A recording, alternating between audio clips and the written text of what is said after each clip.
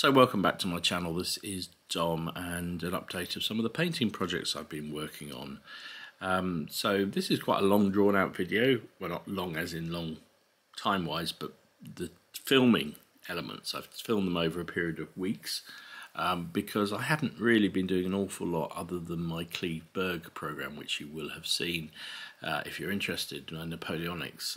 They've been taking up most of my painting time, and I've been showing the progress of that as I move through it.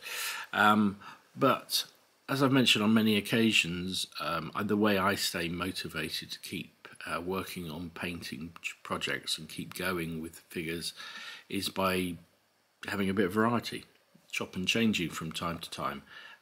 So some of these projects are just, some of these painting jobs I'm going to show you now over this video are just sort of ones that have done in between all those Napoleonic figures, just to get a bit of variety. So yeah, let's have a look at them really. So these are some more Germanic miniatures. There's a couple of them are, most of them are Victrix. There's a couple of Warlord ones, a couple of Warlord ones these are, and I think this one is a Foundry.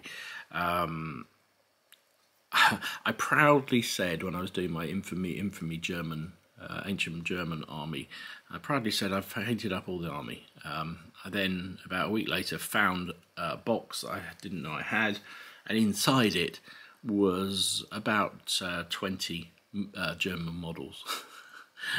So I thought, oh, damn, have you thought I'd done them all? So anyway, doesn't matter, they're not a big deal to paint up. So this is another group of warriors. They've come out a little bit dustier than I was hoping for, but I still quite like them. They're very nice animated. So these two are metal Warlord ones, I think. This is definitely a plastic Victrix, so is that one, so is that one, so is that one. And this one, I believe, is feels like it's looks like it's a sort of chunky Wargames Foundry figure. So no, just painting up like normal warriors. I think this guy, I've put a few tattoos on, and one of the others I did as well, just so they could take the role. Remember, if you remember rightly, I had a group of elite warriors, and I was one warrior short to make up the 10. Not anymore. So that's good. So they're all done. Quite pleased with that. Nice to get them out. Having found them in the box, nice to get them done, and they can join the army if I ever fight infamy. So on the subject of infamy, I don't want to be controversial on this. So the two fat lardies rules of infamy. I'd be interested to get people's feedbacks on it. I've only played the one game so far, and I haven't really felt motivated to play another one. I didn't enjoy it terribly, and I know we got a lot of things wrong. I know we got a lot of things wrong. But it didn't grab me. Whereas the first time I played Muskets and Tomahawks 2, I just thought this is wonderful. Wonderful set of rules. And I know they're very different rules, but it's that instant grab you get from a rule set. And I haven't had that from Infamy. And the more I've read about it and heard people's games, I'm not sure they're the best lardy rules that have been put together, and I'm not sure they're quite right. There's something not right with them. And whether or not, I mean, I will give them another go. I've got to give them another go. But the trouble is, when you only play, I'm lucky I play probably one game every week. But even then, it's my relaxation night, and the last thing I want to do is a game where I'm not too sure whether it will be a fun game. I want to play a game that's going to be fun, and I know that if I pick up if we play a sharp practice game, or a Muskets and Tomahawks game, or a bolt action game, it's going to be good fun, and that's what I want.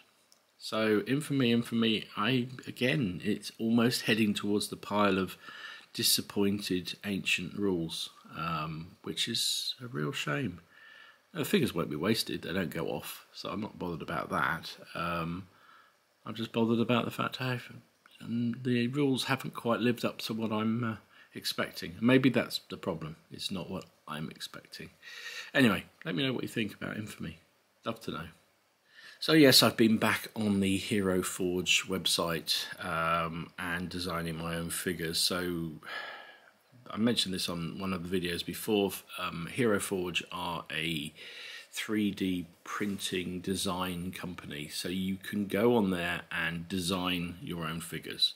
They have certain templates, and they have certain, but basically you can take the template and you can create what you want in the pose you want within reason. There's limitations, but basically you can design your own figures to create a unique figure.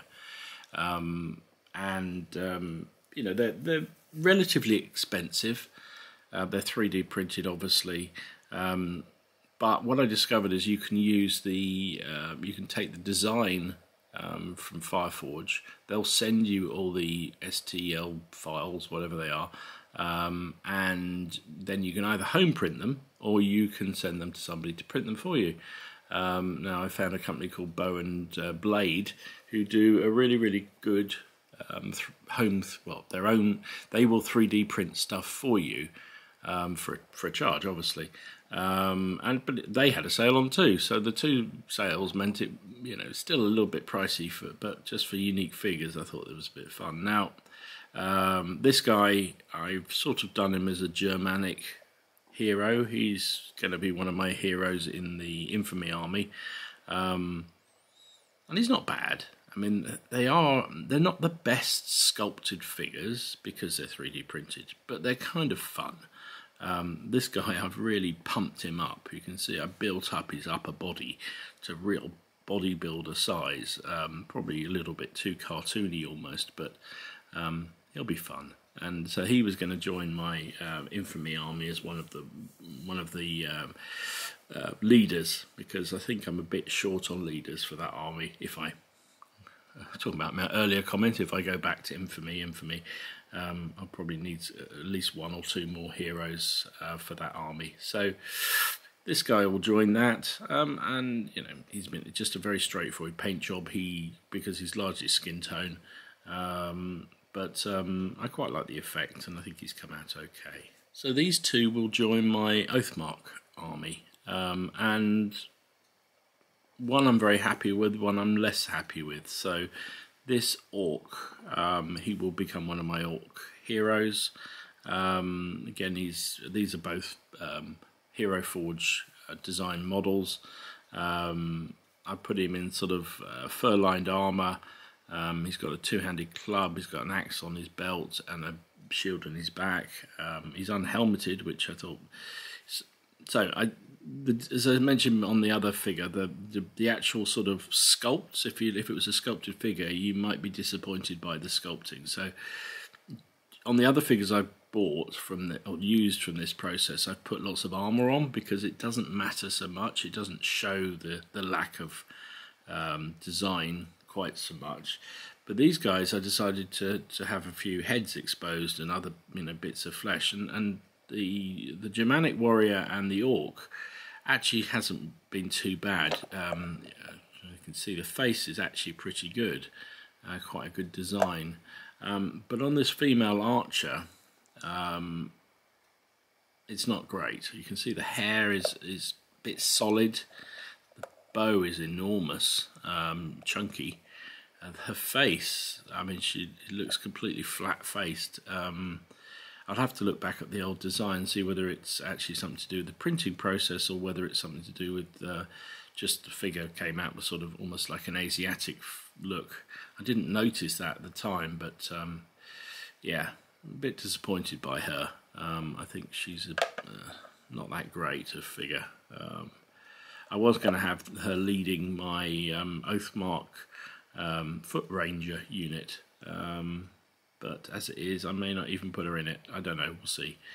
I'll see what the other figures look like. She may just become another one of the body in there. But I have used what I showed before, using a bit of the cotton. Not cotton. It's the twine. That's the word that comes with the Black Seas ships, just to sort of create the bowstring on this, which I quite like. And I've strung, because she's actually got the bow on full draw, I've brought it back round to the end of the nock of the arrow, and yeah, I think that looks quite good, so I'm quite pleased with that. So she may just become a foot stomper now, however, rather than a noted character, which was the whole point of this. But never mind, never mind. Anyway, there you go. That's those two done. So also I found another 8 of the Romanised Germanic warriors. So these are Batavarian deserters that, as you know, went to fight for the German tribes after having served in the Roman army. So they took a certain degree of training and also a certain degree of equipment.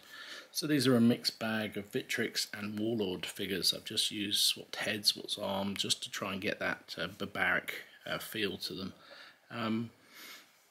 So these were another 8 that I found in the box that I'd forgotten all about. So nice to get them done up. Don't really need another 8 in my army, but you can never have too many figures, can you? Can you? So I followed the theme, and each one of my Batavarians have got different colour schemes. So these are the green ones. I had red ones and blue ones, if memory serves. So just to sort of help me for a certain degree of uniformity, even in a barbaric unit like this. So pleased to get these done, having found them again. So next up, some Periopsen. So you'll have seen a few videos ago I did some carts and things like that, and I thought for some of the scenario games, could be anything from Napoleonics, Ancients, whatever, and I thought I need something to draw them, and generally those sort of carts were drawn by oxen, and Perry do this set of 4 oxen with their yokes, is it? I don't know. There's also a drover. Haven't done him yet. I'll get around to him at some point because he looks fairly medieval, and I don't really need him just yet. But I'll paint him at some point. But I did the oxen up, and they're nice little models. The oxen themselves are 2-parters. The heads come separate, so you can put a little bit of movement in the heads, and the yokes go over. That was it. Yokes go over the top, and I think they'll do fine. Fairly atmospheric for future games. Yeah, not much else to say about them. And back to Napoleonics. I realised when I started to play a bit of Black Powder Napoleonics I didn't have enough British artillery, and so I dug out this Royal Horse Artillery British Napoleonic gun. It's actually a 9-pounder, horse gun. So I don't know whether the rules allow that in Black Powder. I don't think they do, but it'll be useful, whatever. It's a nice model. Warlord's metal. Stuck it down on, bought some sort of more correct size bases, and I've stuck it down on there. Yeah, not much else to say about this. They've got the standard blue. I think I used Prussian blue. Vallejo paint on the jackets. The trousers I've just used a grey. The gun itself, the woodwork, I used the Space Marine, what is it called? Space Wolf Grey, which is that bluey grey. Now this time it's come out a little bit darker, but I don't think it's a problem. And then just used black around the rims of the gun, and then just dry brushed it all up. The barrel itself was a bronzy colour, and again, I think I used quite a bright, I think I used old gold, that was it, old gold from Vallejo, and then just with the washes just dulled that down. So I think it's quite a nice little model. It'll be useful reinforcement for my French, it'll be useful against the French for my British, yeah, that's that. So finally, a battery of cleve-berg artillery from my Napoleonic project. So you'll have seen I did the video, the Perry gun, crew and limber, which are very, very nice indeed. But again, because I've been playing a bit of Black Powder, and because ultimately I'm planning to have an army that I can play with sharp practice and with Black Powder, I decided that, you know, really guns in Black Powder should be double guns. So that one gun would be great for the Perry one would be great for sharp practice, and also because you need to remove casualties in sharp practice.